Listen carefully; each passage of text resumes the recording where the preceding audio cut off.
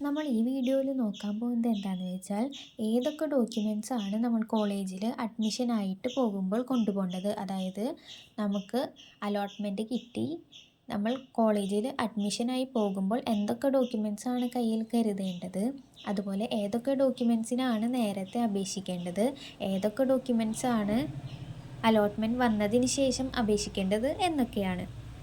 അത് നമുക്ക് category wise different വരും. അപ്പോൾ നിങ്ങൾ വീഡിയോ സ്കിപ്പ് ചെയ്യാതെ കാണുക. അപ്പോൾ നമുക്ക് ഏതൊക്കെ ഡോക്യുമെൻറ്റ്സ് ആണ് ആവശ്യം വരിക എന്ന് നോക്കാം. അതുപോലെ ഇത് കഴിഞ്ഞതിന് ശേഷം ഞാൻ കാറ്റഗറി വൈസ് പറയാം. ഫസ്റ്റ് വണ്ണാണ് അഡ്മിറ്റ് കാർഡ്. അത് നമ്മളുടെ കയ്യിൽ ഓൾറെഡി ഉണ്ടാവും. ഇനി എങ്ങനെ നഷ്ടപ്പെട്ടിട്ടുണ്ടെങ്കിൽ നിങ്ങൾക്ക് നിങ്ങളുടെ പേജിൽ കയറി ലോഗിൻ ചെയ്ത് നിങ്ങൾക്ക് വീണ്ടും ഡൗൺലോഡ് ചെയ്തെടുക്കാവുന്നതാണ്. പിന്നെ വരുന്നത് അലോട്ട്മെൻറ്റ് മെമ്മോ.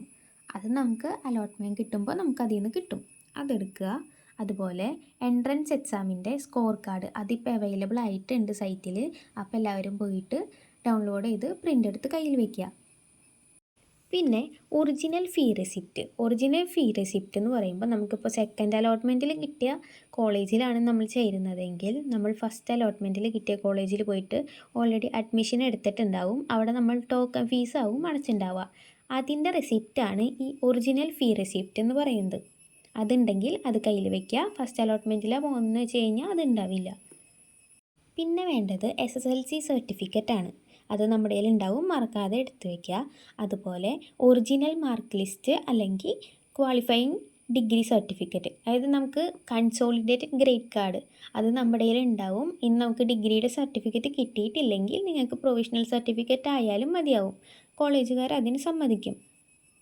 പിന്നെ വേണ്ടത് നമ്മൾ പഠിച്ച കോളേജിൽ നിന്ന് നമുക്ക് ഓൾറെഡി TCയും കണ്ടക്ട് സർട്ടിഫിക്കറ്റും കിട്ടിയിട്ടുണ്ടാവും. അതെടുത്ത് കയ്യിൽ വയ്ക്കുക. അടുത്തത് നേറ്റിവിറ്റി സർട്ടിഫിക്കറ്റ് എല്ലാ കോളേജിൽ നിന്നും ചോദിക്കില്ല. നിങ്ങളുടെ കോളേജ് ചോദിക്കുകയാണെങ്കിൽ മാത്രം എടുത്താൽ മതി. പിന്നെ മൈഗ്രേഷൻ സർട്ടിഫിക്കറ്റ് ആവശ്യം വരുന്നത് ഒരു യൂണിവേഴ്സിറ്റിയിൽ നിന്ന് നമ്മൾ വേറെ യൂണിവേഴ്സിറ്റിക്ക് മാറുകയാണെങ്കിൽ, അതായത് നിങ്ങളിപ്പോൾ കാലിക്കറ്റ് യൂണിവേഴ്സിറ്റിയിലാണ് പഠിച്ചത്, ഇപ്പോൾ നിങ്ങൾക്ക് കിട്ടിയേക്കുന്നത് MG യൂണിവേഴ്സിറ്റിയോ അല്ലെങ്കിൽ KTU യൂണിവേഴ്സിറ്റി ആണെങ്കിൽ നിങ്ങൾക്ക് മൈഗ്രേഷൻ സർട്ടിഫിക്കറ്റ് ആവശ്യം വരും. അത് നിങ്ങൾക്ക് അലോട്ട്മെൻറ്റ് വന്നതിന് ശേഷം നിങ്ങൾ പഠിച്ച യൂണിവേഴ്സിറ്റിയുടെ സൈറ്റിൽ കയറി അപ്ലൈ ചെയ്യാവുന്നതാണ്.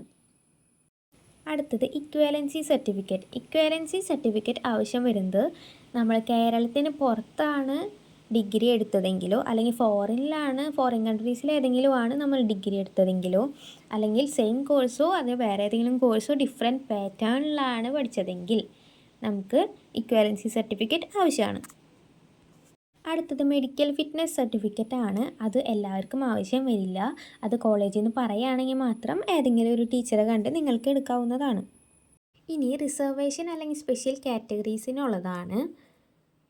ഈ സർട്ടിഫിക്കറ്റ്സ് നോക്കിയാൽ നിങ്ങൾക്ക് മനസ്സിലാവും. ഇപ്പോൾ നോൺ ക്രീമി ലെയർ ആണെങ്കിൽ നമ്മൾ ഈ MCAയുടെ എൻട്രൻസ് എക്സാമിന് വേണ്ടി അപ്ലൈ ചെയ്തപ്പോൾ ഓൾറെഡി അപ്ലോഡ് ചെയ്തിട്ടുണ്ടാവും. അങ്ങനെയാണെങ്കിൽ അത് കയ്യിൽ വയ്ക്കുക. പിന്നെ വരുന്നത് കമ്മ്യൂണിറ്റി സർട്ടിഫിക്കറ്റ് ആണ്. അത് SC ST OEC സ്റ്റുഡൻസിനായിട്ടുള്ളതാണ്. അവർ അത് കയ്യിൽ വയ്ക്കുക. അതേപോലെ ഇൻകം സർട്ടിഫിക്കറ്റ് നമുക്ക് റിസർവേഷനുള്ള എല്ലാവർക്കും ആവശ്യം വരും. അപ്പോൾ അവർ അത് എടുത്തു വയ്ക്കുക. അതുപോലെ ബാക്കി സർട്ടിഫിക്കറ്റ്സ് നോക്കിക്കഴിഞ്ഞാൽ നിങ്ങൾക്ക് മനസ്സിലാവും. അപ്പോൾ നിങ്ങളുടെ കാറ്റഗറി നോക്കിയിട്ട് അതിനുവേണ്ടി അപ്ലൈ ചെയ്യുക അല്ലെങ്കിൽ എടുത്തു വയ്ക്കുക.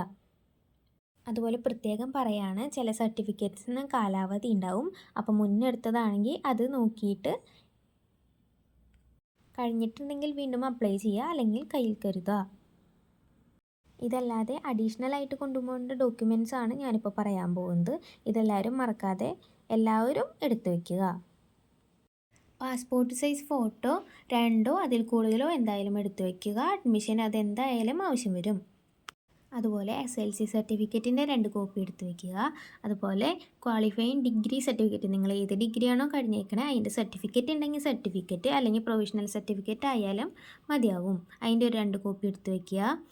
അതുപോലെ ഡിഗ്രിയുടെ mark list, consolidated grade card, അതിൻ്റെ ഒരു 2 കോപ്പി എടുത്ത് വയ്ക്കുക. അതുപോലെ ആധാർ കാർഡിൻ്റെ ഒറിജിനലും അതിൻ്റെ ഒരു 2 കോപ്പിയും എടുത്ത് വയ്ക്കുക. അപ്പോൾ അത്രയേ ഉള്ളൂ. എല്ലാവരും ശ്രദ്ധിച്ച് നോക്കി കൊണ്ടുപോവുക.